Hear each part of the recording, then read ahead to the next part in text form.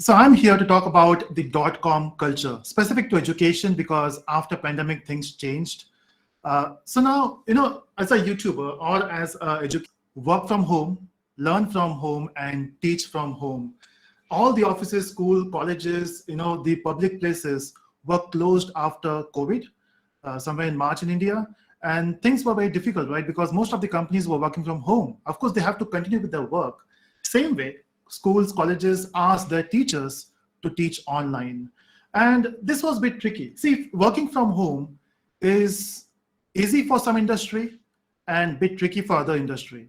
Example, if you talk about IT industry, they were very happy. IT professionals want to work from home, and they have been practicing this from a long time. But what about schools? What about education? See, suddenly when you close down the schools and colleges, we need a connectivity between teachers and students, right? Because they feel alone. They want to work. Teachers want to teach their students, and students want to learn. How do we do it?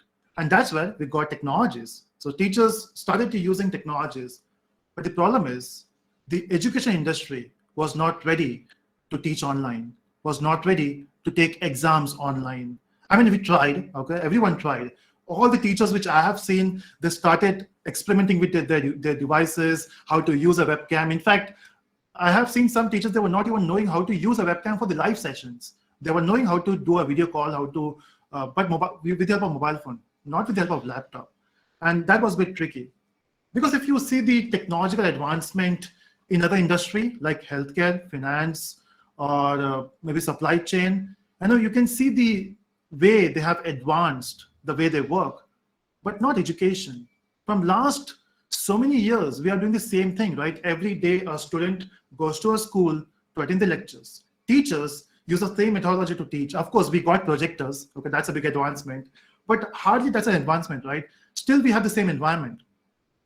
Exams were happening offline, of course, with chats, but then, everything was normal for so many years. And then suddenly when you ask them to teach online, things are a bit difficult, right?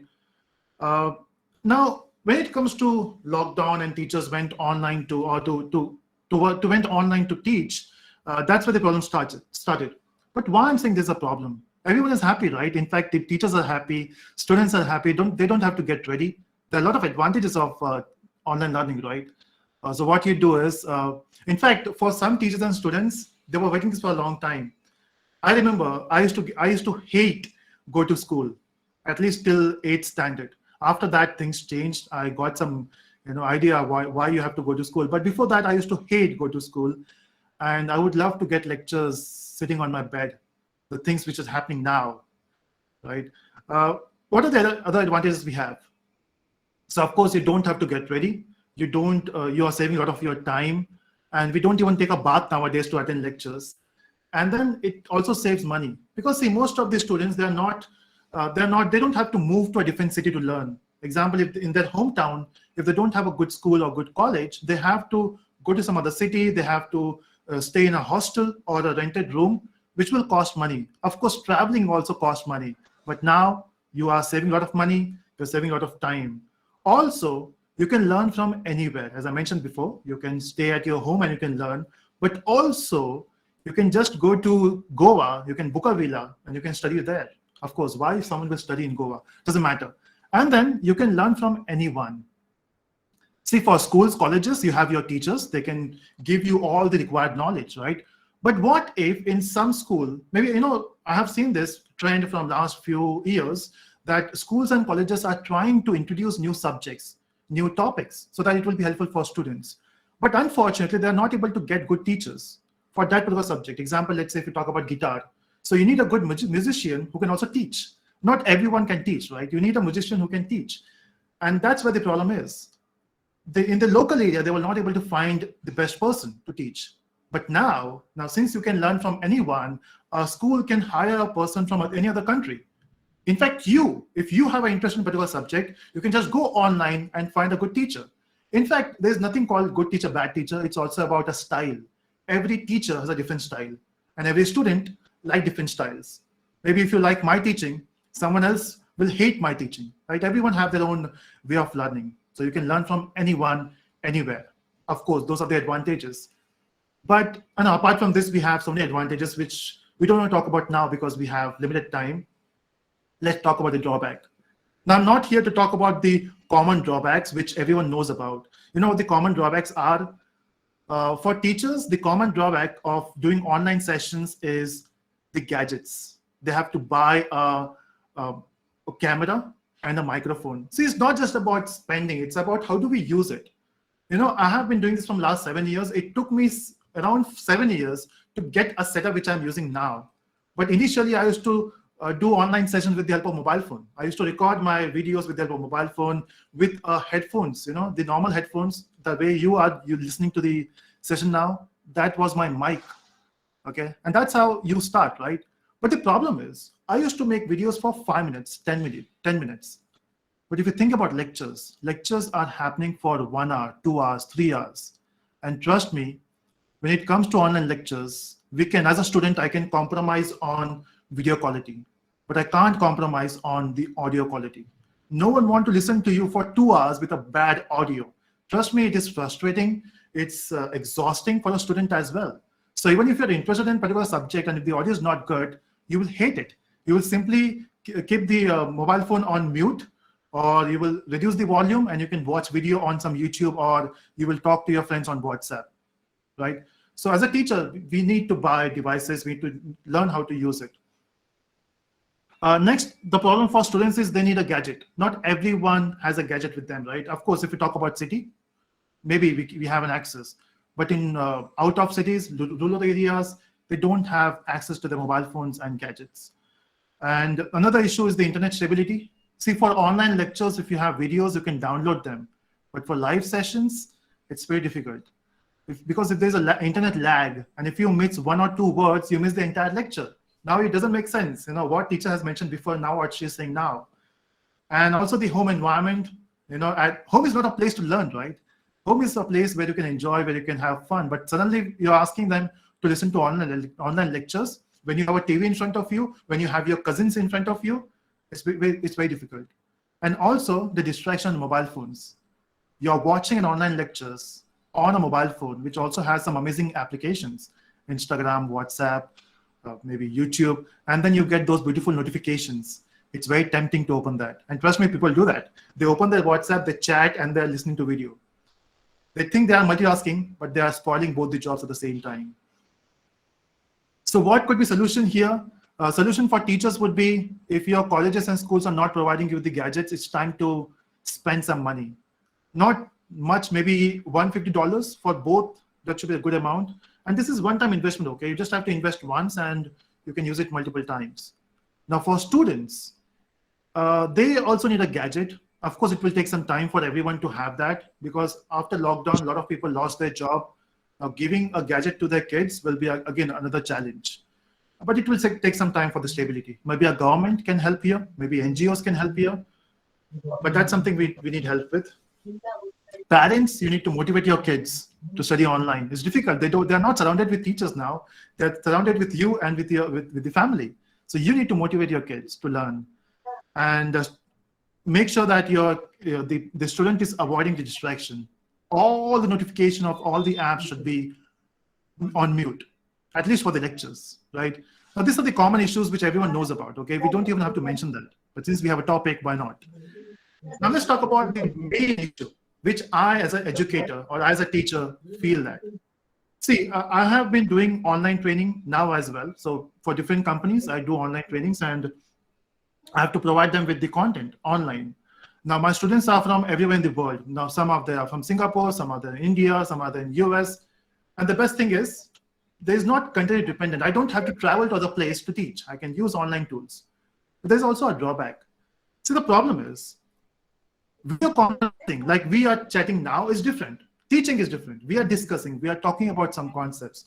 We are experiencing an environment where we are discussing something. That's different from teaching. In teaching, as a teacher, I feel teaching is an art, and you need to make it more effective by seeing your students' reaction and responses. So when I look at your faces now, I can see, okay, something is clear. Example, when Yogesh is smiling here, I know something is happening there. You know, what I'm saying is, Yogesh is able to hear that. But what if you're taking an online session where you have your camera off? That's maximum time happens.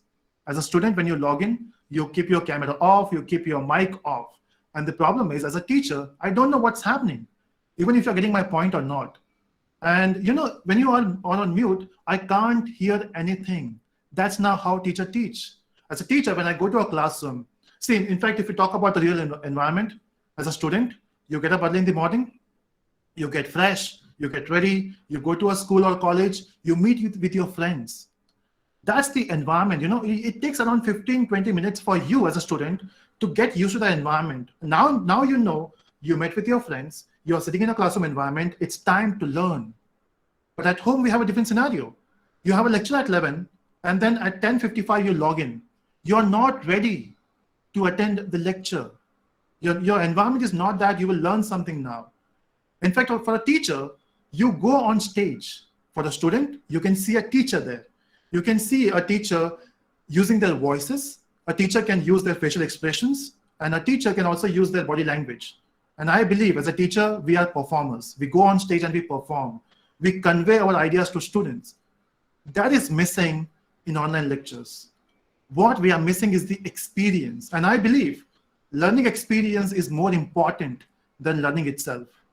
You can teach your students, right? But what's more impactful is you have to motivate them to learn a particular topic.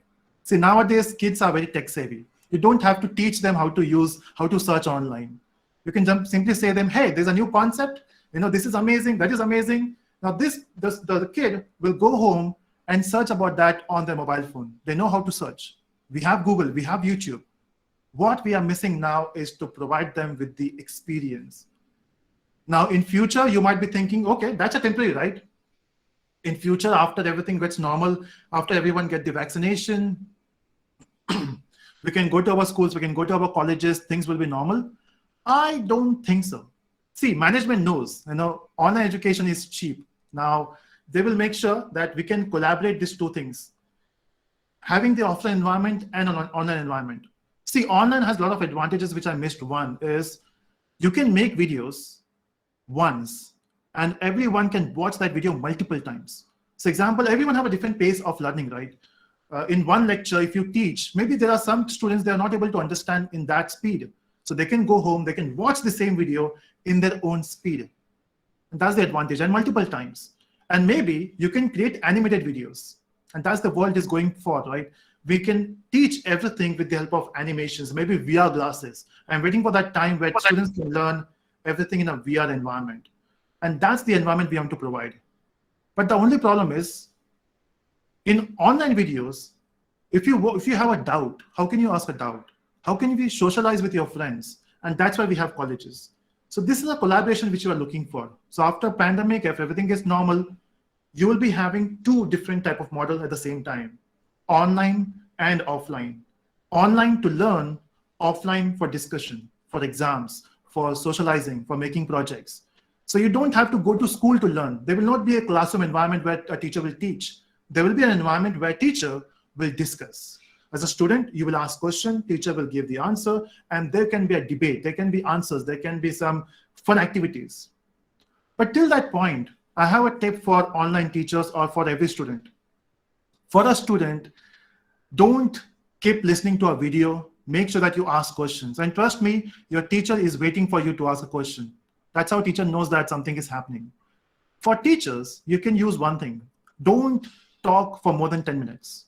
I know you have a lecture for 2 hours, but stop talking after 10 minutes and wait. Give a pause and let them ask questions. If there's no question, give them some activity for 5 minutes or 10 minutes. At this way, you are getting your students, attention back. Because after 10 minutes, they're not listening to you, trust me. Even if you are talking about some amazing concepts, after 10 minutes, they're lost. They're lost in WhatsApp, they're lost with their family. After 10 minutes, take a pause, give them some activity, and ask them to come back after 10 minutes or 5 minutes. And that's how you can engage them. It's very important. As I mentioned before, it's not about learning, it's about learning experience. And to make it more effective, you can use some online tools. Of course, we are using video conferencing apps like this to teach. You can use ScreenShare, you can use a quiz. Now there are amazing websites like Kahoot or Mentimeter, using which you can make quizzes. If you don't want to use them, you can use a PowerPoint to make a quiz. make sure that you do some activities with all the online tools available, and you can make your learning more effective. So I hope this was helpful, and thanks for giving a chance to talk about the .com culture. Thank you so much, everyone.